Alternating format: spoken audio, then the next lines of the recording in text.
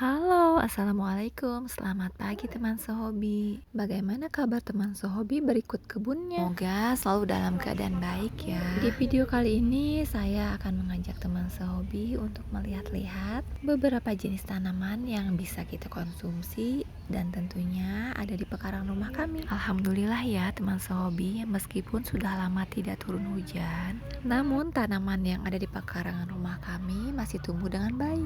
Nah, yang saya tunjukkan kali ini adalah bibit dari cabai hitam teman sehobi. Nama ilmiahnya nanti akan saya sertakan juga ya. Ini sih seharusnya sudah saya pindah tanamkan teman sehobi, tapi berhubung di sini belum turun hujan ya. Jadi sementara saya pertahankan di dalam polybag seperti ini saja terlebih dahulu. Bagi yang penasaran bagaimana rasa dari buah cabai hitam ini, pedas sih, cuman nggak sepedas cabai rawit lainnya. Kemudian kita beralih ke sebelah sini. Nah, yang jadi pertanyaan saya adalah apakah ini bayam Brazil atau bukan? Dari karakter tanamannya ini memang seperti bayam Brazil, cuman yang membuat saya ragu karena tanaman yang saya tanam ini daunnya ramping-ramping, sementara bayam Brazil yang sering saya lihat melalui postingan teman sehobi itu daunnya bulat-bulat. Dan selain warna hijau ini, saya juga memiliki tanaman ini dengan warna yang lainnya. Nah, seperti ini teman sehobi. Bagi teman sehobi yang mengerti tentang tanaman ini, wajib banget ya komen agar saya bisa memutuskan ini beneran bayam Brazil atau bukan. Selanjutnya di sini ada tanaman kenikir. Kami sih biasa menyebutnya sebagai tanaman rana midang. Ada juga yang menyebutnya sebagai tanaman cosmos pink ya teman sehobi. Kalau yang ini sudah sangat sering saya bahas, ini memang tanaman edible. Sebenarnya belakangan ini saya lebih tertarik ke tanaman-tanaman konsumsi untuk saya tanam di pekarangan. Tentunya bukan berarti saya sudah tidak cinta lagi dengan tanaman hias ya teman sehobi. Namun tanaman-tanaman konsumsi seperti ini ada lenca, lalu ada cabai rawit.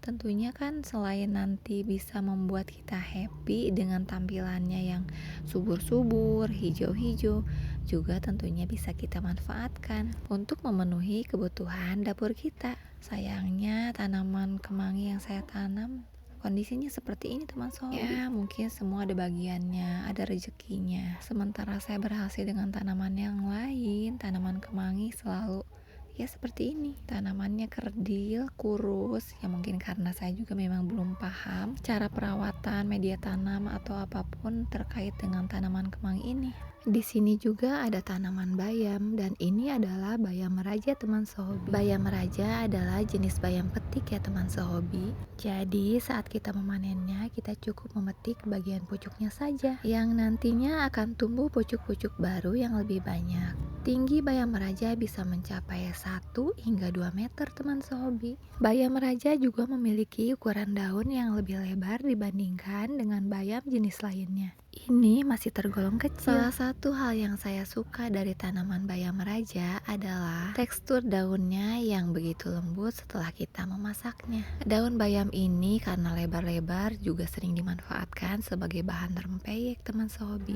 Ayo, siapa di antara teman sehobi yang belum menanam bayam ini di pekarangannya, wajib banget tanam ya teman sehobi. Saya jamin rasanya ini jauh lebih lezat dibandingkan bayam lainnya.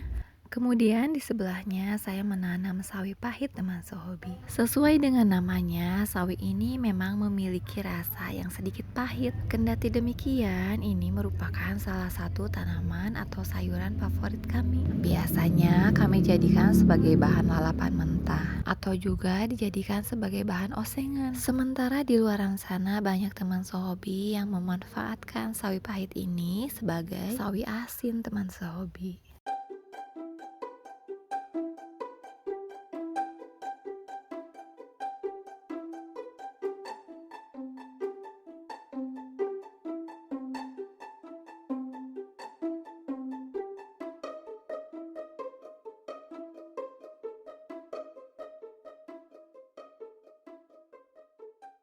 Di kebun kami memang banyak tanaman singkong, baik itu yang ditanam untuk diambil umbinya atau sekedar diambil daunnya. Namun kami tetap menanamnya di pekarangan. Hal ini dimaksudkan agar sewaktu-waktu kami membutuhkannya, kami tinggal petik di halaman gitu teman sobi.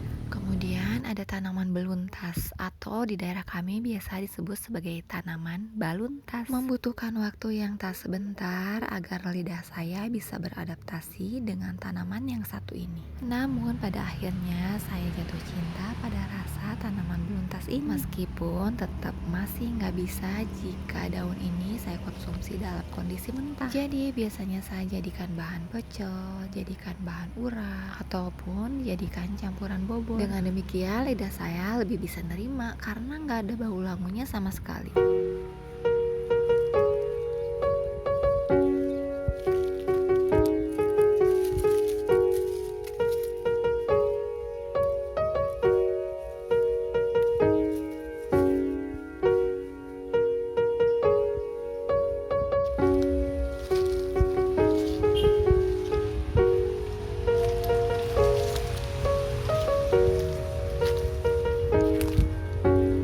Meskipun kemarau, namun alhamdulillah ya teman sehobi, ini tanaman pare yang pernah saya lihatkan di vlog sebelumnya masih produktif.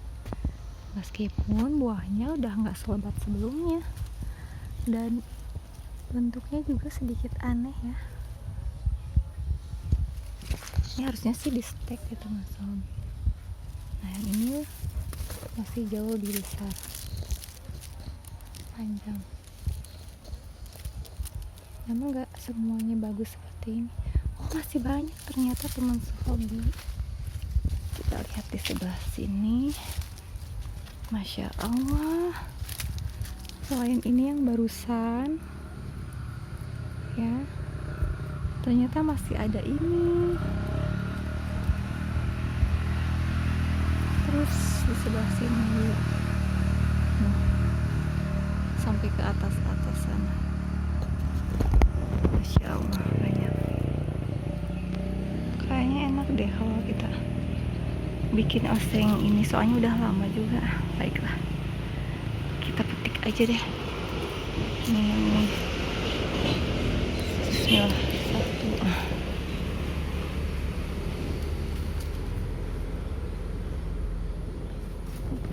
Kita petik dua aja sama yang ini.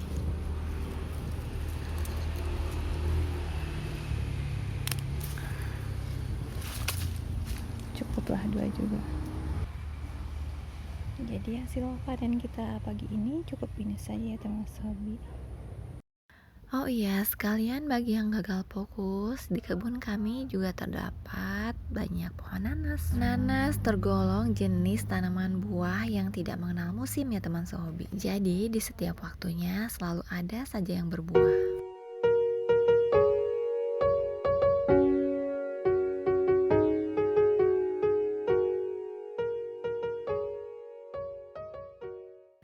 Nah, kalau yang ini adalah kebun kacang tanah yang saya pernah lihatkan di video sebelumnya. Sayangnya, ibu tidak mengajak saya untuk ikut panen di sini. Tahu-tahu kacangnya udah dibawa pulang teman sehobi. Jadi saya nggak bisa ngajak teman sehobi untuk panen online ya.